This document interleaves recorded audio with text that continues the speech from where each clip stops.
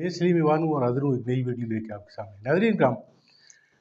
जिस वक्त अदालतों के फैसले जो हैं वो इंसाफ पर मबनी ना हो रहे हों, अदालतों के फैसले ख्वाहिशात पर मबनी हो रहे हों, अदालतों के फैसले जो हैं वो जिनमें इंसाफ होता हुआ नज़र ना आ रहा हो, तो उस पर फिर लोग बातें करते हैं। फिर मुआशरे में जो है वो कुछ अफरा तफरी नज़र आती है, फिर अदम इस्तेहकाम शुरू हो जाता है, यानी कई मुसीबतें जो हैं वो इंसाफ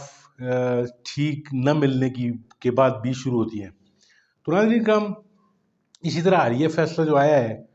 तहरीक इंसाफ के साथ, जो एक टेक्निकल बुनियादों पे जो एक जुल्म किया गया है, बल्ला उनसे छीना गया है, तो इस पे मुल्क के तूल अर्ज़ में जो है वो इंटेलेक्चुअल्स जो हैं साफ़ी हैं, टॉक शोज़ हो रहे हैं, मुख्तलिफ लोग जो हैं वो इस पे बातें कर रहे हैं। और ये मकबूल जान साहब जो हैं वो हमारे इसी तरह के साफ़ी हैं, पहले ब्यूरोक्रेट थे, अब उन्होंने सहाफ़त शुरू किया है और बेलाग बात करते हैं, बग़ैर किसी कम व कास्ट के। वो जो है वो चीज़ों को जिस तरह देखते हैं उस तरह बयान करते हैं। तो नाज़रीन करम, ज़ेर नज़र वीडियो जो है इसमें वो बता रहे हैं कि किस तरीके से काजी फायज़ ईसा साहब ने न सिर्फ अभी बल्कि माजी में भी वो टेक्निकल बुनियादों पे फैसले करते रहे हैं। आप ज़रा वीडियो देखिए, फिर इसके ऊपर बात करते हैं। मौजूद ख़वातीन हज़रात, गुज़िश्ता रात से पाकिस्तान की अवाम की अक्सरियत जो है इस बात पर परेशान है कि पाकिस्तान की सबसे बड़ी अदालत के सबसे बड़े जज यानी चीफ जस्टिस पाकिस्तान ने ये कैसा फैसला किया है कि उसने पाकिस्तान की इस बड़ी अवामी पार्टी के किसी भी गवाह को ज़ेर बहस नहीं लाए, कोई हकायक उसके सामने नहीं रखे, बल्कि फैसला करते हुए उन्होंने सिर्फ और सिर्फ तकनीकी बुनियादों के ऊपर उस अपील को मुस्तरद कर दिया। और तकनीकी बुनियाद भी ये रखी कि आप पहले हाई कोर्ट वहां पर गए थे अपना लाहौर में, और उसके बाद आप पेशावर हाई कोर्ट क्यों चले गए। मैं इस बहस में नहीं पढ़ना चाहता कि तकनीकी बुनियाद क्या थी और कैसी थी, लेकिन उसके बाद उन्होंने बाकायदा उस केस के अंदर उन 16-17 लोगों को सुना भी।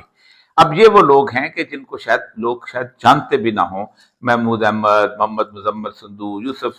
अली, उसके बाद बिलाल अजहर, ये पीटीआई के रुकन थे और इन्होंने इनको इलेक्शन में हिस्सा नहीं लेने दिया, तो इनको सुना भी।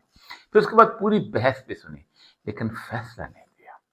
फैसला उन्होंने इसलिए नहीं दिया कि वो समझते थे कि अगर वो फैसला देंगे तो उनके पास कोई दलील मौजूद नहीं। और उन्होंने सिर्फ इस बुनियाद पर कहा कि हाई कोर्ट जो है उसके आप वहां से गए थे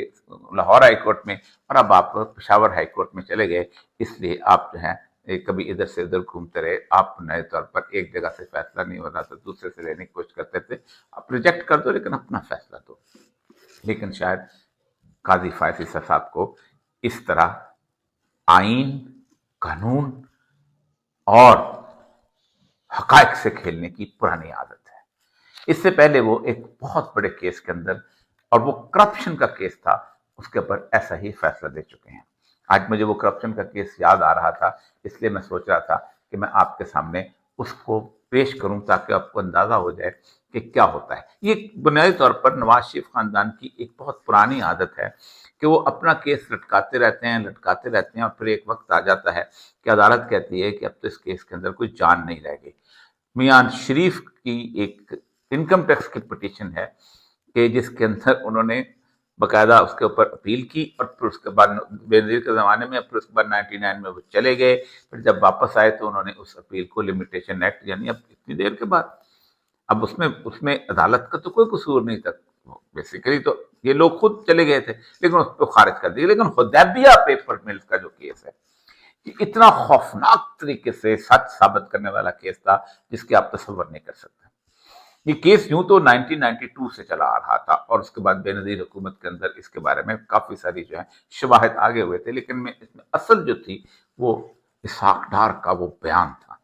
वो बयान मजिस्ट्रेट के सामने था। मजिस्ट्रेट जो है वो 164 के तहत जब बयान लेता है तो 6 बुनियादी तौर पर सवाल करता है। मैं खुद बहैसियत मजिस्ट्रेट कई 100 बयान रिकॉर्ड कर चुका हूं कि क्या आप किसी दबाव के तहत नहीं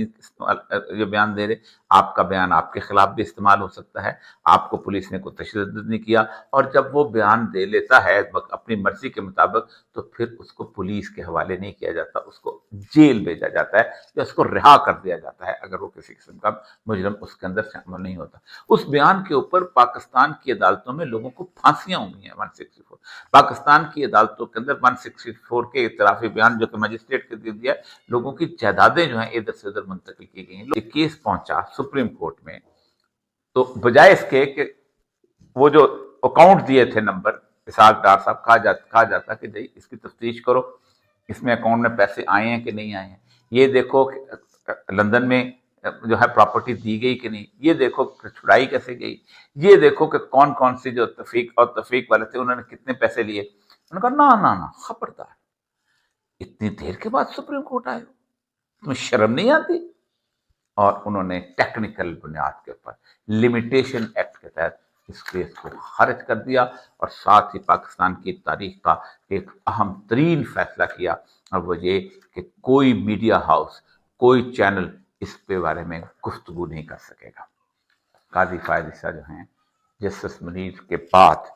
پاکستان کی تاریخ میں ایک ایسے جج ثابت ہوئے ہیں کہ جو پاکستان کی عوام کی خواہشات امنگوں کہ جو انصاف ہوتا دیکھنا چاہتے ہیں اس کے بالکل مختلف فیصلے کرتے ہیں۔ مجھے اس سے قطعاً کوئی اس وقت آج خواہ خوف محسوس ہو رہا ہے نہ برا لگ رہا ہے۔ آپ نے دیکھا کہ کس طریقے سے عوریہ مقبول جان صاحب نے جو ہے وہ قاضی فائز عیسیٰ صاحب کے ماضی کے اور حال کے فیصلوں میں ایک مماثلت ڈھونڈنے کی کوشش کی ہے۔ اب یہ بڑی بدقسمتی کی بات ہوتی ہے ناظرین کرام کہ اتنے بڑے جج صاحب جو ہیں وہ اپنے ایک فائز منصبی پر جو فائز ہیں، ایک بہت بڑے عہدے پہ ہیں، اب ان کی چیزوں میں جو ہے وہ لکوناز یا ان میں کوئی کمی بیشیاں تلاش کی جائیں تو پھر وہ منصف جو ہوتا ہے وہ اس پہ اگر انگلیاں اٹھنی شروع ہو جائیں، اس کے فیصلوں پہ انگلیاں اٹھنی شروع ہو جائیں، لوگوں کے ساتھ کچھ اور ہو رہا ہو، اس جج یا اس منصف کے فیصلوں میں کچھ اور چیزیں نظر نکل کے آ رہی ہوں۔ اب الیکشن کمیشن کے آپ فیصلے کو دیکھ لیں کہ عوامی نیشنل پارٹی کو جو ہے انہوں نے الیکشن بالکل نہیں کروائے ہوئے، یعنی انہوں نے الیکشن ہی سرے سے نہیں کروائے، تو ان کو انتخابی نشان الاٹ کر دیا گیا ہے، اور ان کو یہ کہا گیا ہے کہ جی آپ نے جب آپ کا جی چاہے آپ الیکشن کروا لیں اور 20,000 روپے آپ پہ جرمانہ ہے۔ تو ناظرین کرام اسی کی روشنی میں اگر اسی فیصلے کو دیکھیں تو تحریک انصاف کے لیے فیصلہ یہ ہے کہ ان سے ان کا نشان چھین لیا جاتا ہے، اور کم و بیش 2 کروڑ جو عوام ہے ان کو حق رائے دہی سے ایک لحاظ سے محروم کیا جاتا ہے، اور پھر جناب ایک ہارس ٹریڈنگ جو ہے اس کا ایک راستہ کھول دیا جاتا ہے، اور یعنی اب اگر جو تحریک انصاف کے لوگ جو ہیں وہ آزاد الیکشن لڑنا اگر شروع کر دیں وہ، تو پھر بعد میں ناظرین کرام جیسا کہ آپ جانتے ہیں کہ ان پہ پارٹی کوئی قانون کوئی لاگو تو ہوتا نہیں، کیونکہ وہ آزاد طریقے سے الیکشن لڑ کر آئے ہوئے ہیں، لیکن ایک شخصیت کا ووٹ لے کر وہ آئے ہوئے ہیں، شخصیت کے ووٹ کی مدد سے وہ کامیاب ہوئے ہیں، لیکن وہ ایک سمبل ان کے پاس نہیں ہے، تو ان کو کوئی بھی پارٹی خرید سکتی ہے، ان کو کوئی بھی ادارہ خرید سکتا ہے، اور ان کو کسی دوسری پارٹی میں شامل کرانا جو ہے وہ کوئی مشکل نہیں ہے۔ تو قاضی فائز عیسیٰ صاحب کے اس فیصلے نے ہارس ٹریڈنگ کا ایک راستہ بھی کھول دیا ہے۔ تو ناظرین کرام دعا کرتے ہیں کہ اللہ تعالیٰ کرے کہ ان فیصلوں میں سے کوئی خیر نکلے اور اس ملک کے لیے کوئی بھلائی کی باتیں ہوں۔ آپ کا بہت بہت شکریہ، میرے چینل کو سبسکرائب کیجئے اور میری ویڈیو کو لائک کیجئے۔